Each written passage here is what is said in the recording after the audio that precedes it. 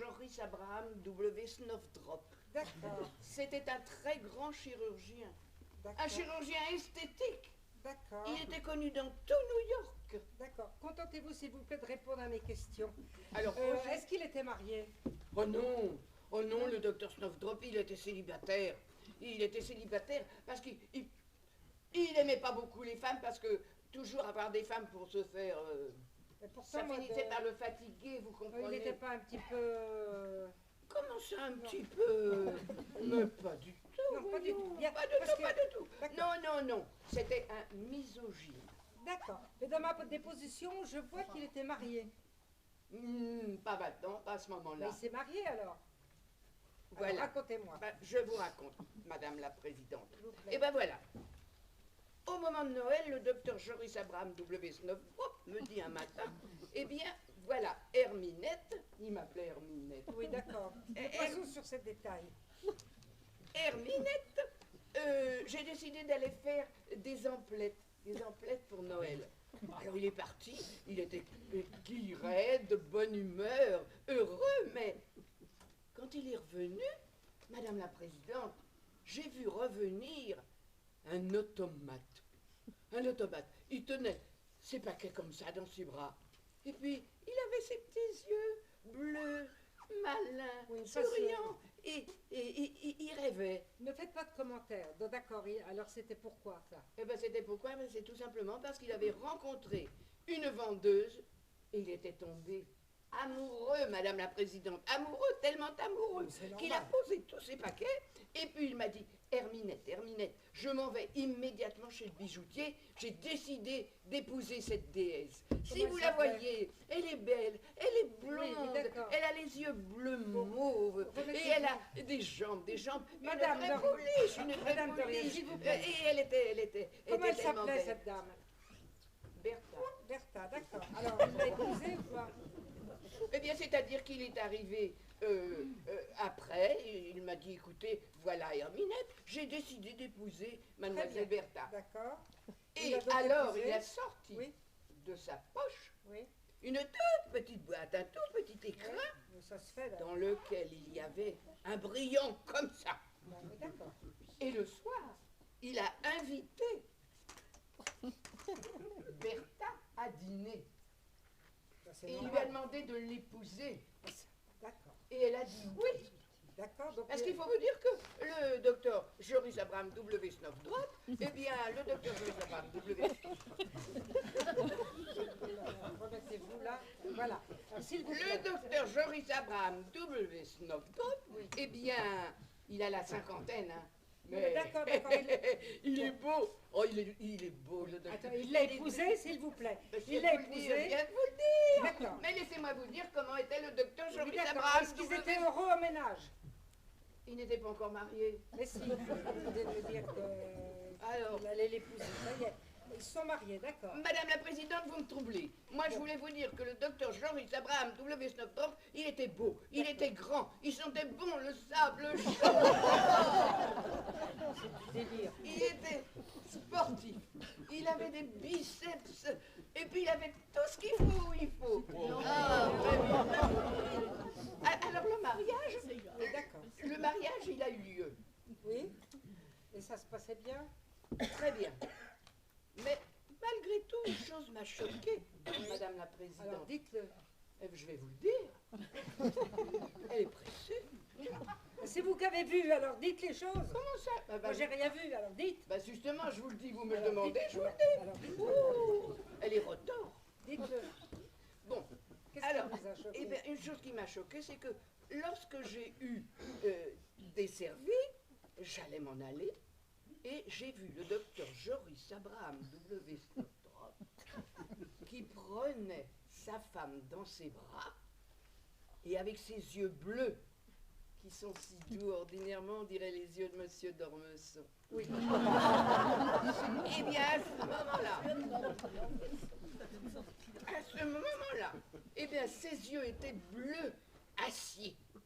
Et il lui a dit, ma chère, faites attention. Si vous me trompez un jour, arrangez-vous pour que je ne le sache pas. Mais c'est une menace. Je ne sais pas exactement ce que c'était. Elle l'a regardé amoureusement et elle lui a dit « Oui, Joris ». Puis ils sont partis se coucher. Mais il faut que je vous dise justement qu'il y avait un assistant qu'avait le docteur. Cet assistant, il l'avait élevé, il le considérait comme son petit enfant. Et il faut reconnaître, moi j'ai vu avec mes yeux, quand Georges, l'assistant, a été présenté à Bertha, la jeune femme du docteur, vroom, ça fait. J'ai senti de l'électricité qui passait dans leurs bras. Oh, j'ai eu peur. Il faut reconnaître que Georges et puis mademoiselle Bertha, madame Bertha, étaient dans le fond très fidèles et aimaient beaucoup le docteur. Tout s'est bien passé. Le docteur était aux petits soins, vous savez, pour sa femme. Georges, lui, il faisait son travail d'assistant. Mais voilà qu'un soir, madame la présidente, Oui. le docteur a été appelé. Soyez précise. Hein. Bon, je précise. Le docteur a été appelé pour une urgence. Pour une urgence, et il a été obligé de s'absenter. Monsieur Georges ne pouvait pas le remplacer, parce que c'est une opération qui avait été... À qui je parle? Continuez, continuez. Ah, mais je continue. Continuez votre déposition. Je dépose. C'est une... Elle me trompe quand Oui, même. continuez. Et alors voilà. Donc il est parti, parti pour une urgence. Elle m'aide, elle est gentille. Alors il est parti pour une urgence. Il est parti pour une urgence. Et puis, parce que lui, monsieur Georges, ne pouvait pas y aller. Parce que c'était une opération... Importante. Oui, c'était D'accord, d'accord. Donc c'est le patron qui va. Je crois que c'était C'est un normal, ravalement d'accord. intime. Oui, monsieur le procureur, un ravalement intime. Ça m'ouvre des horizons, ça. Non, pardonnez-moi, madame. Ça Bon, devrait- alors, continuons, d'accord. Donc il est parti, il les a laissés. ça ne vous ouvre pas des horizons? Non, rien du tout. Moi, je suis la justice. Là.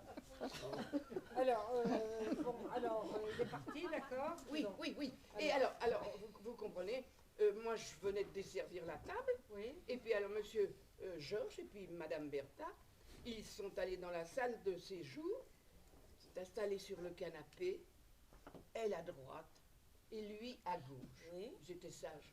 Ils ont regardé un film. Oui. C'était un film romantique. D'accord, mais ça n'a pas d'importance. Oh, c'est pas d'importance. Parce que, à un moment donné, au moment où le couple s'embrasse, se donne un baiser qui n'en finit pas, j'ai vu, parce que je regardais par le trou de la serrure, moi je j'ai vu Monsieur Georges qui s'approchait tout doucement, Mademoiselle Madame Bertha qui s'approchait tout doucement, et alors ils se sont regardés, ils se sont jetés dans les bras l'un de l'autre, et ils se sont embrassés. Enfin, donnez pas trop de détails alors. Bon, d'accord. Ah ben si je suis obligée de vous en donner pas, c'est à cause de la suite, Madame la Présidente. Bon, alors Alors à ce moment-là, eh ben, ils se sont tellement embrassés qu'ils sont tombés du canapé, ils se sont trouvés sur la moquette en poil de bête Oui, blanc, d'accord, d'accord. et, Bon, d'accord. et alors ils ont roulé. D'accord. D'accord. Il est arrivé ce qui devait arriver, Oui. ils ont fait zig Marguerite. Vous êtes une bonne un peu curieuse. Donc, Curieuse, Madame la Présidente, je vais être au courant de tout. d'accord, oui, je vois que vous êtes au courant de tout. Continuez. Donc, voilà, il s'est passé quelque chose entre l'assistant et la femme du docteur. Oui, D'accord. oui. Donc, Mais- on en vient à des faits très importants, soyez précise. Eh ben voilà. Quand ça a été terminé, Oui. Monsieur Georges il s'est mis à pleurer en sanglots.